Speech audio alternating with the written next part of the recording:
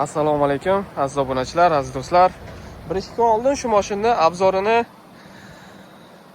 ozgina qismini qo'ygandim. Bu zakazga Ma'ruf aka zakaz qilganlar, Moskvaga ketadi mashin. Mashinamiz Kia K3 2021-yil Prestige komplektatsiyada. O'sha kuni obzorda shu farlari ikki palasali yonishini aytish esimizdan chiqaribmiz. Marhamat. Mashin holati juda yaxshi, toza. Mana salon qismlarini ko'rishlaring mumkin.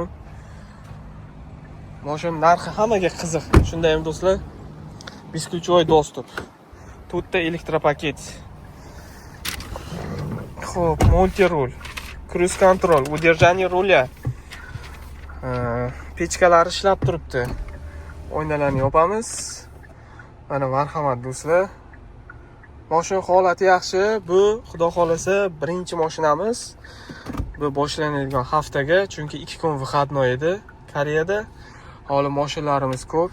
Yana bitta K5 xudo xolasa bugun kelish kerak. Maksimalni komplektatsiya. Uni ham hali sizlarga obzorini qilib ko'rsatamiz. Bu mashinamizni narxi do'stlar полностью под ключ rastamoshkalari bilan 1,480,000 rubl. Kimdirlar aytishi mumkin, ozgina qimmat deb.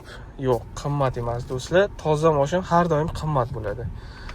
Lekin odamlar 1,230 ga, 1,300 ga ham chiqarishyapti. Bizda ham bor bitta 1,235,000 ga. Agar xohlasalaring, obzorini tashab beraman. Bemalol murojaat qilishlaring mumkin.